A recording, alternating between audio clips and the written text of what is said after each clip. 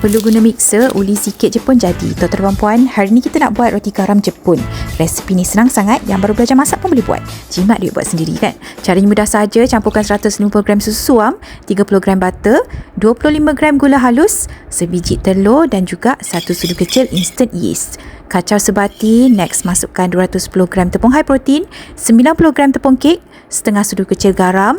Kacaukan ke semua bahan ni, lepas tu kita nak rehatkan selama 30 minit. Lepas 30 minit, letak 10g butter. Kita nak uli dough ni, mula-mula memang akan terasing sikit. Teruskan uli sampai butter sebati. Bila dough tu dah melekat dekat tangan, boleh berhenti dan rehatkan lagi selama 15 minit. Next, kita nak guna teknik stretch and fold untuk kuatkan gluten, nak bagi dough ni elastik. Tarik tepi dough ke atas dan lipat. Pusingkan mangkuk, tarik dan lipat lagi sampai habis 4 penjuru dan rehatkan selama 15 minit. Ulang langkah yang sama sebanyak 2 kali. Macam mana nak tahu dough dah ready? Bila kita tarik dough jadi nipis, dia tak mudah koyak dan boleh nampak cahaya dekat belakang. Ok, next, bahagikan dough ni jadi 8 bahagian. Bentukkan jadi memanjang dan tirus dekat hujung. Lepas tu canaikan guna rolling pin. Ambil 15g butter, letakkan atas dough dan gulungkan dia sampai hujung macam orang buat croissant tu. Ok, macam ni. Letakkan dalam tray. Kita nak biarkan dough naik selama 30 minit. Dah naik elok doughnya, boleh spray air dekat atas dan taburkan kepingan garam.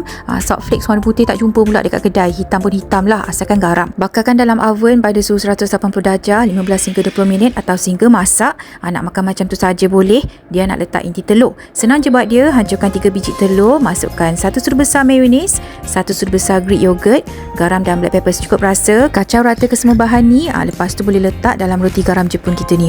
Make sure belah dua dululah. Cukup mudah, jimat duit buat sendiri kat rumah. Simpan resepi ni, senang nak buat time cuti nanti. Senang je buat dia. Jangan lupa cuba tau. Bye-bye.